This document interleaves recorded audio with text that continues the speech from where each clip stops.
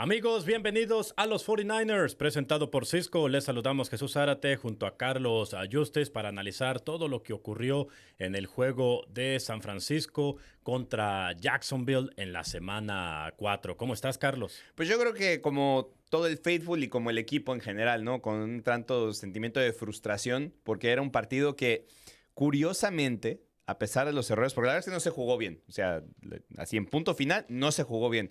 Lo interesante es que aunque no se juega bien, era un partido que en condiciones normales, cuando te enfrentas a un equipo que te ocasiona 4 entregas de balón, donde tienes errores en equipos especiales, donde tienes errores en ofensiva, tendrías que haber perdido como por 2 o 3 posesiones. Y Sí. terminas todavía con la oportunidad, aunque no salió, con la oportunidad en el último drive del partido de poder sacarles el partido, ¿no? Entonces creo que eso es lo positivo de que sacar, pero la frustración es precisamente por esa, porque como estás en una situación donde puedes hacer eso, pues se antojaba para que pudieras hacer más a lo largo de todo el juego. Sí, y frustra bastante, sobre todo porque sí, está lleno de errores el partido, ¿no? En equipos especiales, en la ofensiva, en la defensiva, 4 turnovers. Entonces, les diste demasiadas oportunidades a los Jaguars y un equipo de la NFL las va a aprovechar, Carlos. Sí, y digo, a lo mejor de repente acaba aprovechándolas en circunstancias extrañas, ¿no? Algunas, o sea, algunas más de suerte que otras, porque cuando vas y revisas las estadísticas,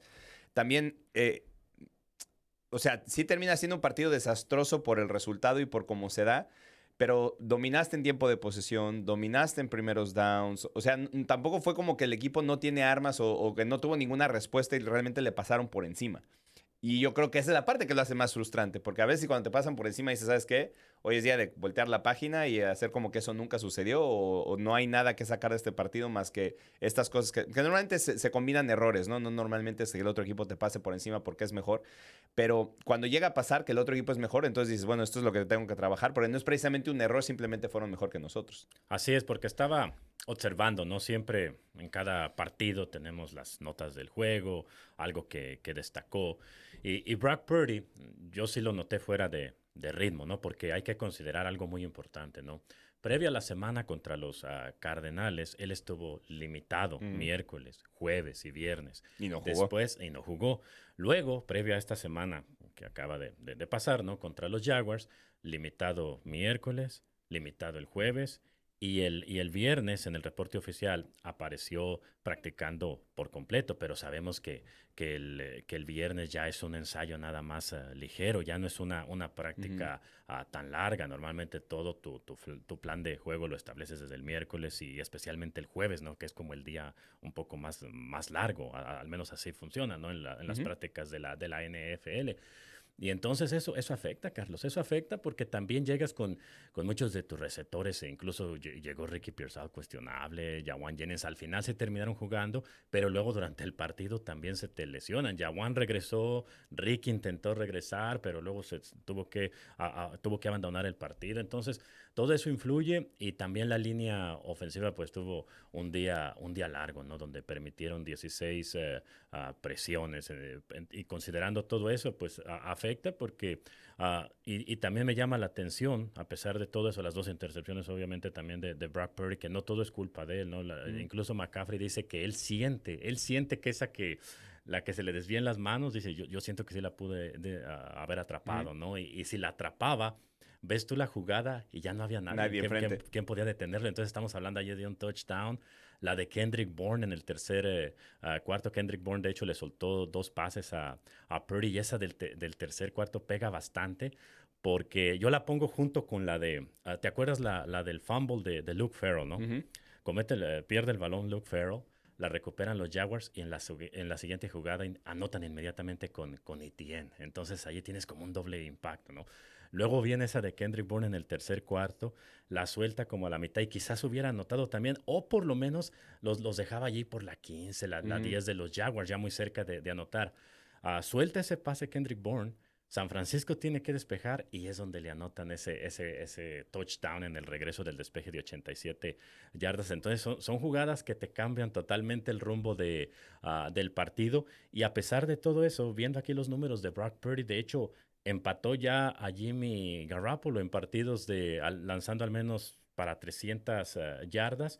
Y yo creo que también tiene su mérito porque considerando todo esto que te mencioné, que Brock Purdy era obvio para mí que no estaba al Ujú. 100% y aún así pues termina por lo menos empatando aquí a Jimmy Garoppolo y está al alcance esta temporada de Jeff García, porque Jeff García en su carrera terminó con 14 juegos pasando para al menos 300 yardas, entonces esta temporada podría rebasarlo, terminó con 2 touchdowns, pero duelen esas 2 intercepciones, ¿no? No, y además porque, como vas diciendo, ¿no? Creo que es en conjunto, o sea, aparte de las intercepciones, que bueno, la segunda creo que sí es un poquito más culpa de Brock que la primera convención, ¿no? Creo el mismo McCaffrey dice, bueno, esa la podía haber yo tomado y además acaba tirándola hacia atrás. Eh, en todos esos pases me refiero a por la estadística, ¿no? De las 300 yardas. Sí. Porque en todos los pases que se tiraron, porque se le cayó uno de las manos a McCaffrey, se le cayeron a Kendrick Bourne. O sea, hubo muchos jugadores que tiraron pases, que soltaron pases en este Quizás partido. termina con 400 o más, A ¿no? eso voy, no sabes dónde termina, ¿no? Porque los drives se hacen más largos, porque acabas consiguiendo esos primeros Y downs, o sea, ganas, quizás. y a lo mejor acabas ganando el partido. O Sí. sea, son muchos imponderables, pero a lo que me refiero es que precisamente por eso es la frustración, porque tienes esos errores que son tuyos, no es que no había nadie abierto, es que no había dónde tirar, es que la presión no me dejaba lanzar los pases, o sea, y por poner un ejemplo muy tangible con lo que está sucediendo ahora, es como lo que le está pasando a Cincinnati, ¿no? O sea, los Bengals sin Joe Burrow, de por sí, Joe Burrow sufre para poder, pero Joe Burrow es tan bueno que a veces maquilla muchas cosas que le pasan a su equipo. Y ahorita que no lo tienen, tú ves que los Bengals nomás no andan. O sea, es Así es. imposible. Entonces, nosotros no estamos en esa situación, porque cuando ha tenido que salir Mac Jones al quite, lo ha hecho bastante bien, pero en esas situaciones tienes que poder ejecutar. Entonces, si tú estás ejecutando, pero no lo estás haciendo bien porque viene ese detalle de tirar el balón, de como el fumble de Farrell, ahí es donde te frustra más, porque no es como que, bueno, es que no hay de dónde sacar. O sea, la defensa de ellos nos dominó, no pudimos hacer nada, o sea, eso no existe. Acá literalmente tienes las opciones para poder hacerlo y no lo concretaste, por lo menos en este partido, ¿no? Entonces, por lo menos para Brock, la otra cosa que yo noté de su juego en comparación con lo que le conocemos es que se nota que está limitado porque hubo veces donde él sabe que se está colapsando el bolso de protección y no se queda. Sale, alarga la jugada, la extiende, trata de extender. O en la misma, a veces él mismo, sin que se colapse el bolso, a veces tiene buena protección, pero voltea y ve que no tiene alguna opción y sale del bolso de protección para ver si consigue un look diferente, para dejar que los receptores puedan hacer un reajuste a sus rutas, algo que nos tiene acostumbrados. Y con ese dolor en el pie se notaba que no estaba cómodo para hacerlo. Y eso acaba siendo también diferencia para que la ofensiva no pueda andar como nos gustaría.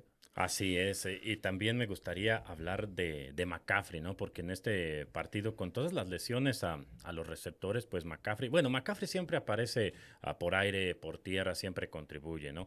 Pero gracias a este otro partido ahora contra los Jaguars, ya llegó a 61 juegos en su carrera, y esto es entre jugadores activos. Ujú. ¿Recuerdas que la semana pasada estaba empatado con Derrick Henry por más partidos de al menos 100 yardas desde la línea de golpeo? Y esto es entre corredores, Ujú. hay que ser específicos, ¿no? Entre corredores activos y Christian McCaffrey ahorita está en primer lugar en esa categoría con 61.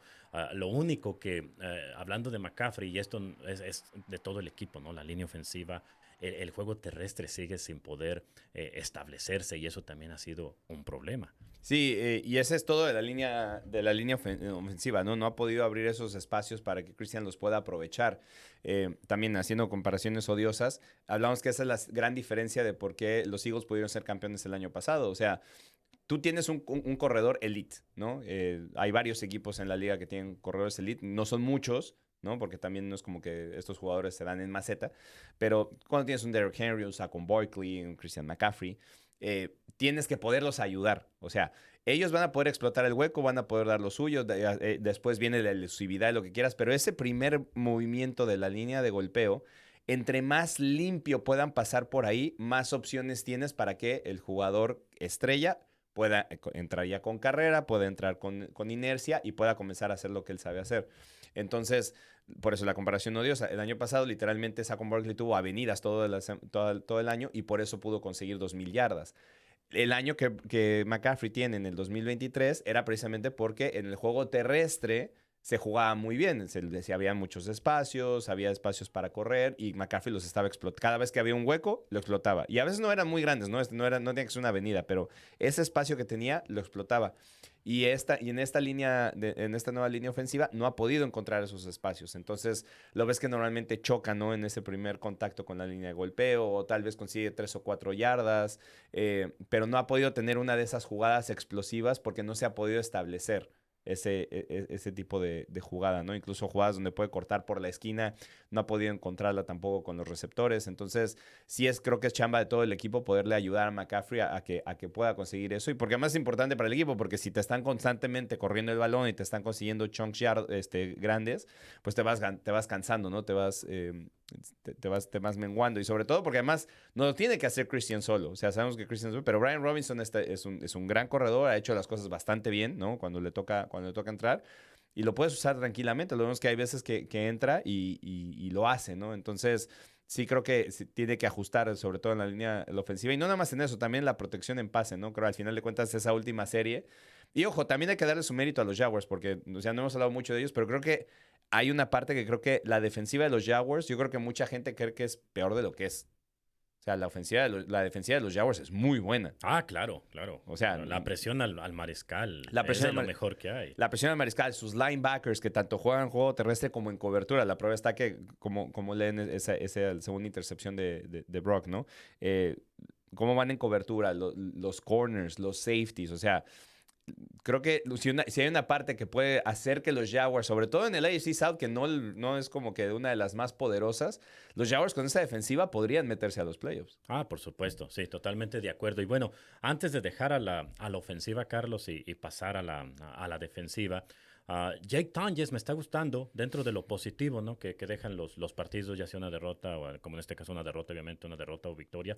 Pero Jake Tonjes me está gustando cómo se está desarrollando y estoy yo pensando ya a futuro, ¿no? Cuando tengas a George Kittle, entonces va a ser una excelente opción también para atrapar pases, porque creo que los 49ers por mucho tiempo han estado buscando esa segunda ala cerrada detrás de Kittle que también pueda atrapar pases, que no solo bloquee. Y Jake Tonjes, que también salió por un momento lastimado, ¿te acuerdas que le pegaron en el hombro y tuvo que salir del partido? Fue de hecho donde ocurre el fumble de Luke Farrell, porque Luke Farrell normalmente no es su especialidad atrapar pases, él es más para bloquear. Pero Jake Tonjes, de todas maneras, más adelante en el partido logró anotar ese touchdown, que es el segundo de su carrera. Había anotado aquel en Seattle, con el que se ganó ese día en la semana 1. Y de hecho terminó el partido con 3 recepciones y 58 yardas, ¿no? Producto de esas recepciones, el número más alto también de su carrera en yardas de recepción. Entonces me está gustando lo que estoy observando de Tonjes para atrapar balones y también a la hora de bloquear creo que lo está haciendo bien. Sí, y además el touchdown tiene mucho mérito porque además es una jugada que la hace con mucho skill, ¿no? O sea, la habilidad que tiene para recibir ese pase, ¿no? Corto y después eludir un par de jugadores y arrancar hacia la línea de gol para poder conseguir el touchdown. Creo que lo hace bastante bien y eso es una parte de un arma que está mostrando que lo hace ser también que es un tight end con habilidad, ¿no? O sea, no es solamente es de bloquear, no es solamente de poder atrapar pases porque estoy grande. O sea, si me toca hacer una jugada donde tengo que evadir jugadores y todo, lo puedo hacer. Claro. Entonces creo que lo de Jake sí ha sido muy bueno. E incluso te abre la baraja para que cuando regrese George, sabemos que George es el arma principal cuando se refiere a eso, ¿no? Pero podría haber casos donde sabes que George a lo mejor le ponen un poco más de atención, pero ¿por qué no te mandas una jugada donde puedes salir desde un audible, ¿no? O sea, la estableces como carrera o tienes la opción de hacer carrera y pones a las 2 alas cerradas cada uno de un lado y por ahí te andas haciendo una jugada donde los dos se muevan y Jake está abierto y es una muy buena opción para lanzarle. O sea, esa progresión no tiene que ir solamente con George, puedes ir con Jake y entonces eso te abre otra cosa que las defensivas ahora también tienen que estar cuidando. Entonces eso es bueno, por eso es bueno tenerlo. Es que precisamente las lesiones también tienen un impacto en ese sentido. Te limita abrir por completo el libro de jugadas, ¿no? Al no tener todas tus piezas, pero... Y en el mismo partido, porque, sí, por ejemplo, como el pasado, o sea, Ricky se avienta esa jugada, ¿no? Esa atrapada a una sola mano, absolutamente impresionante. Está teniendo otra vez un muy buen partido, pero después tiene que salir. Así es. Entonces, ahí ya otra... Y si mal no recuerdo, en esa serie fue donde ocurrió la primera intercepción, ¿no? Donde McCaffrey no la pudo atrapar. Yo sigo con la impresión, a lo mejor Que iba para Jennings. soy yo, a mí me da la impresión de que esa jugada la extiende Brock porque no tenía nada, ¿no? O sea, pasa por Sí. no había nada. McCaffrey entonces comienza a correr por el cimo, corrió por el centro, y Joan viene haciendo una ruta, porque las dos son reroutes, ¿no? Las dos no eran la ruta principal, porque la de McCaffrey era obviamente al flat, no había nada, y entonces él comienza a subir. Y la de Jennings era por el lado derecho y comienza a cortar hacia el izquierdo. Cuando hace esa jugada, a mí me da la impresión de que Brock estaba buscando a Joan. Claro. O sea, lo ve y dice, voy para allá, porque además Joan estaba comenzando a tener separación. Y cuando lanza ese pase, justo en ese reroute, Christian va entrando por el centro, ve el balón y hace por él. Porque incluso vemos que se levanta, o sea, no es como que le quedó aquí en las manos. Se levanta por él y por ese mismo, esa intención de levantarse y tocarla, la acaba tocando hacia atrás.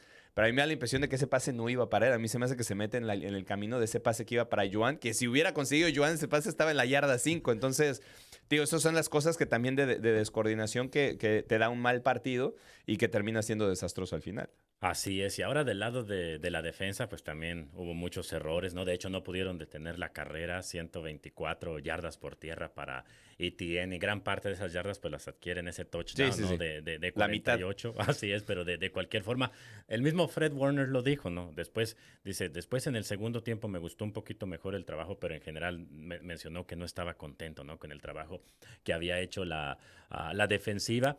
Pero hablando específicamente de Fred Warner, él llegó a una nueva marca. Rebasó a Patrick Willis ahora como linebacker por la cantidad mayor de balones sueltos provocados, ¿no? 17 tiene ahora a Fred Warner, y Patrick Willis se quedó, el Salón de la Fama, ¿no? Patrick Willis se quedó en el lugar 16. Desafortunadamente, en ese balón suelto que provoca Fred Warner ante Jacksonville, no la pudieron Sí, no recuperar los 49ers, Carlos. Entonces también en ese sentido corrieron con mala suerte, porque hubo otras jugadas donde el mismo Fred tuvo la oportunidad de registrar su primera intercepción del año y de la defensiva en general, porque Trevor Lawrence también yo siento que sigue siendo un mariscal inconsistente. Sí, Normalmente sí, sí. te va a dar oportunidad de interceptarlo por lo menos una vez por partido, por lo menos. Sí, y en esta.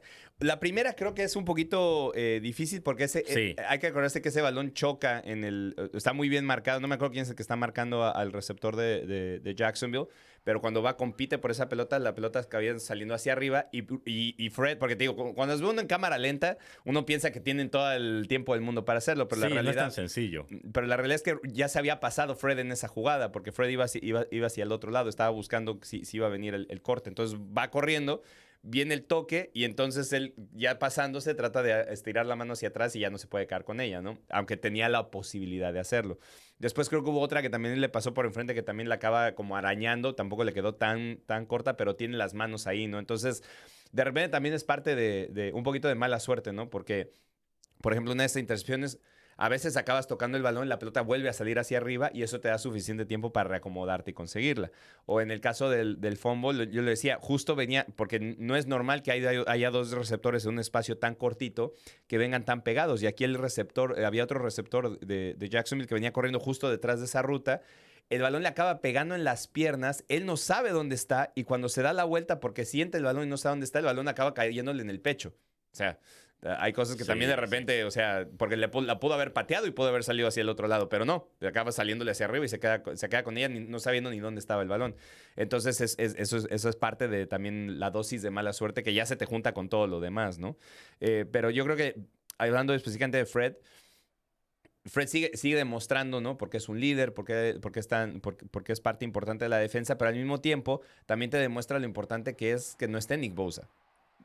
Porque ¿No generaste presión? se complementan estas dos cosas. Porque es cierto, y yo siempre le he dicho, Nick no es un jugador que de repente cuando vas a ver las estadísticas del final de temporada tenga 10, 12, 14 sacks como pasa con un TJ Watt, por ejemplo, ¿no?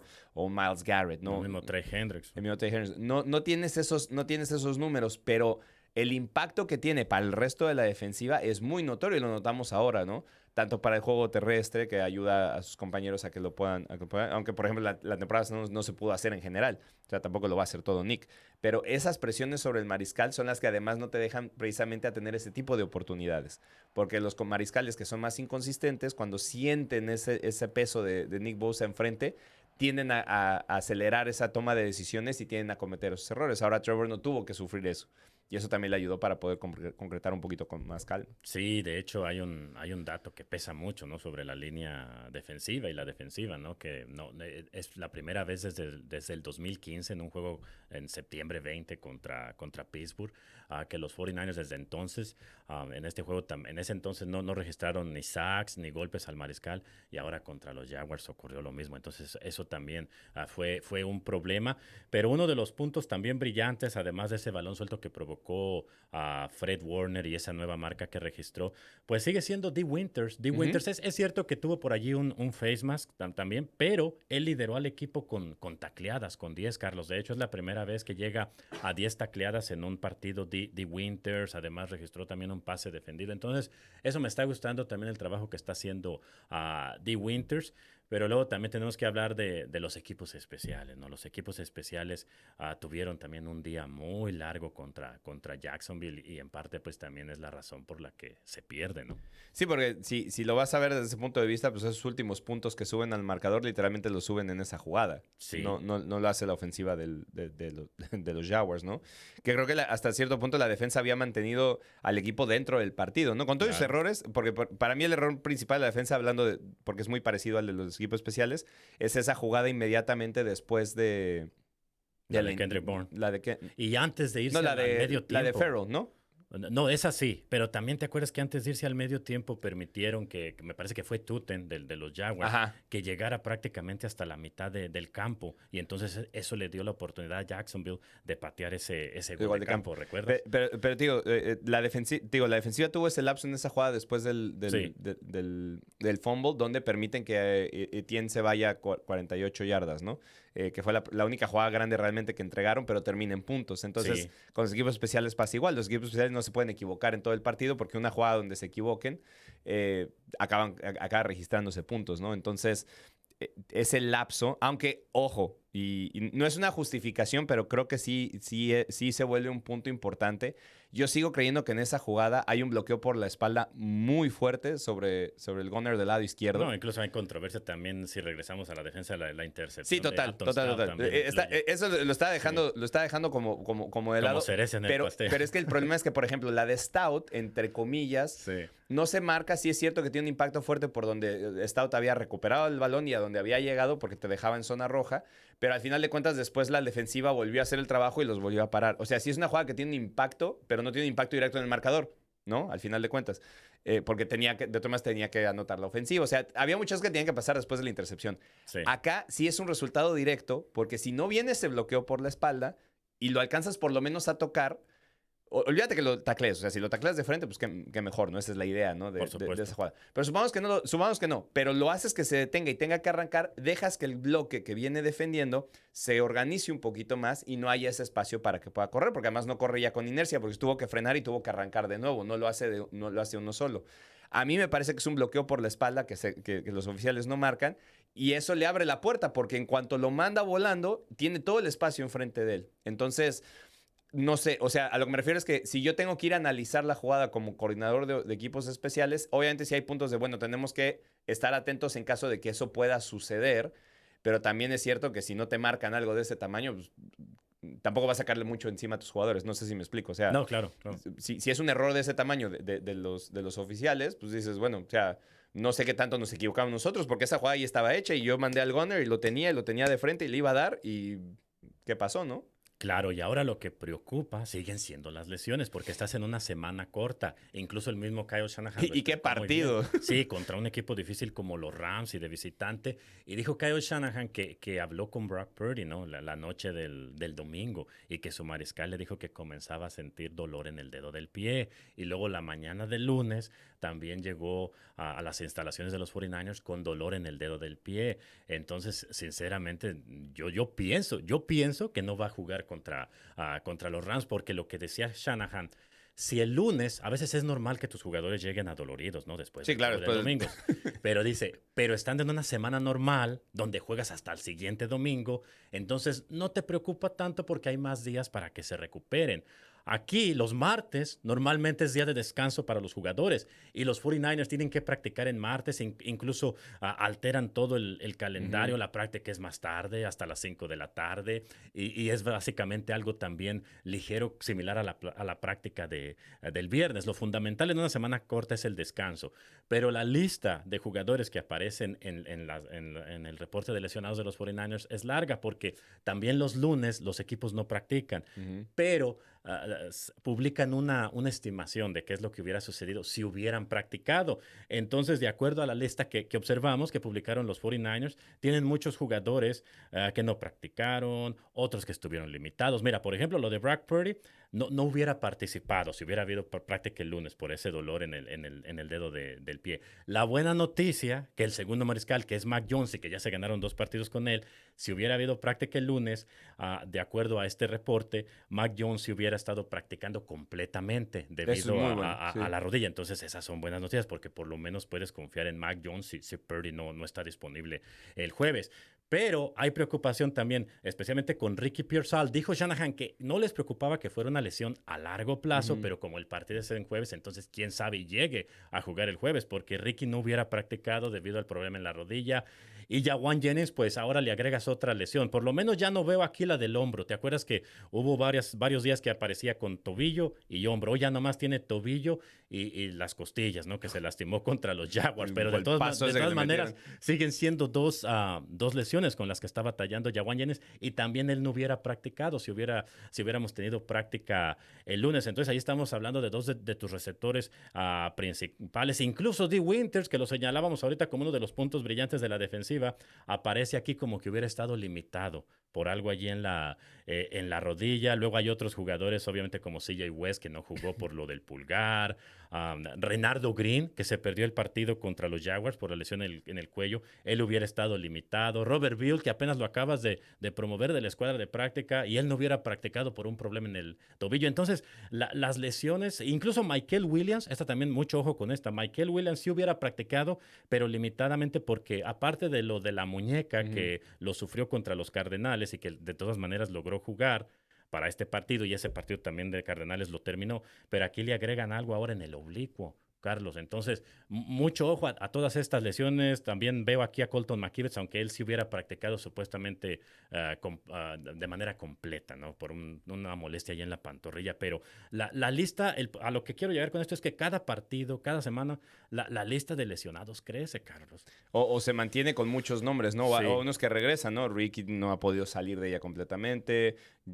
Joan no ha podido salir de ella completamente. Brock no ha podido salir de ella completamente. Entonces, ese es el problema, porque a veces, digo, habrá mucha gente que no sé qué tanto hayan practicado deportes de manera competitiva. Practicar deportes de manera competitiva tiene un problema muy grande, Sí. que es que, primero, tú como deportista de alto rendimiento no quieres salir del campo. O sea, porque además, no es nada más salir del campo porque no quiero salir porque yo me quiero probar a mí mismo. Yo no quiero salir del campo porque no quiero que el que esté atrás de mí me vaya a ganar mi lugar. O sea, Así es, es. es por simple lógica. Aunque seamos compañeros, aunque todos rememos para el mismo lado, al final de cuentas es como si este hace un gran trabajo, a lo mejor a mí me acaban dando las gracias, porque si yo no estoy disponible porque me lesiono, no sé qué, o sea, yo no puedo darle a los coaches la posibilidad de que eso suceda. O de que lo que siquiera consideren, o que digan, mira, este es un buen trabajo. No. O sea, yo tengo que estar, yo tengo que rendir. Y sobre todo cuando veo que estoy rindiendo bien, ¿no? O sea, como por ejemplo el caso de Ricky. Sí. Es mi primer año en realidad como titular. O sea, literalmente es su rookie year, ¿no? Porque el año pasado se lo perdió casi todo. Entonces, mi primer año como titular. Me están teniendo la confianza. Soy jugador de primera ronda. Pues tengo que mostrarme. Me estoy mostrando bien. No me quiero lesionar. O sea, lo peor que puedo estar es no estar disponible, ¿no? Entonces, ese es el primer problema. El segundo es que muchas de estas lesiones se vuelven crónicas. O sea, no porque sean, como también, mismo caso el de Ricky, no porque sean lesiones grandes, o sea, no es algo que realmente es como, ¿sabes qué? Necesito cirugía, necesito descanso, porque creo que una parte que por lo menos en la nueva NFL, que antes no se usaba tanto, antes sí, tengo roto no, bueno, lo hizo Fred el año pasado, pero Sí. tengo roto el tobillo, voy a jugar así porque no voy a salir, porque, o sea, Pero no es común. pero además no es común porque además no Sí. es lógico, porque eso te Sí. limita la carrera. La realidad es cierto que muchos jugadores que hicieron eso acabaron teniendo carreras más cortas, porque Así si es. no cuidas tu cuerpo, pues de eso vives, entonces tienes que cuidar tu cuerpo. Entonces ahora los jugadores son mucho más conscientes de hacer, a ver, esta lesión me va a limitar, no voy a jugar bien, no voy a estar bien y me voy a tardar más en recuperarme. Entonces, ¿para qué? Claro. Mejor, como pasó con George. Mejor descanso esas 4 semanas, me recupero y regreso al 100, porque es mejor estar al 100 que jugar 7 partidos al 60%. Entonces, ahora son mucho más conscientes, pero estas que son así de... Te tienen entre que sí que no. Luego, además, acuérdate que no pueden mandar jugadores al IR todo el año como si no fuera... Sí, porque allí también ya tienes una lista larga de jugadores al IR. Y hay limitantes de la cantidad de ventanas de IR que puedes abrir. Entonces, tienes que manejar todo eso y eso te lo hace súper difícil por tipo de situaciones como donde suceden, como esta, ¿no? Porque es semana corta, porque es un partido divisional contra un rival fuerte. O sea, son cosas que no quieres dejar al azar, pero no te queda de otra, ¿no? O sea, eso es la parte que preocupa, porque te gustaría tener, bueno, por lo menos en esto estamos limpios, ¿no? O sea, a lo mejor pues, siempre haber, ¿no? Los lunes, hay un dolor acá, bueno, los dolores están bien. O sea, el caso de Joan. Le pegaron un golpe en las costas. O sea, Sí. el golpe que le Y pegan es un en la guerrero, cómo espalda regresa al partido. es absolutamente brutal. O sea, Y se quedó con ese balón porque era la conversión de los 2 puntos. Sí. pero después se quedó tirado en el piso del Sí, golpe. A mí me exactamente. preocupó mucho cuando no se paraba. Después se para y a veces, bueno, a veces en esos golpes pues te sacan el aire y todo. Pero, o sea, yo estoy seguro que si Joan Jennings les enseña el torso hoy, toda esta Sí. parte está morada. O sea, Sí, claro. tiene literalmente como si le hubiera atropellado un carro. Entonces, eso es bastante preocupante, sobre todo porque, te digo, viene una prueba bien, bien difícil y estás liderando la división. Olvídate del récord, estás liderando la división con los partidos que has ganado en división. Entonces, si puedes ganar todos los partidos divisionales, qué mejor, pero va a estar muy, muy difícil, sobre todo con las limitantes. Pues bien, veremos qué jugadores de todos estos que mencionábamos que están allí en el reporte de lesionados logran estar disponibles para el partido contra los Rams, Carlos. Y hablando de ese partido, los invitamos a que escuche la transmisión en español. Será este jueves a las 5:15 de la tarde, horario del Pacífico. Eso quiere decir que en horario de la Ciudad de México es a las 6:15 de la tarde. Lo puede escuchar por W Radio, W Deportes, en 49ers.com y en la aplicación oficial de los 49ers, con los comentarios de mi compañero Carlos Justes y la narración de tu servidor Jesús Zárate.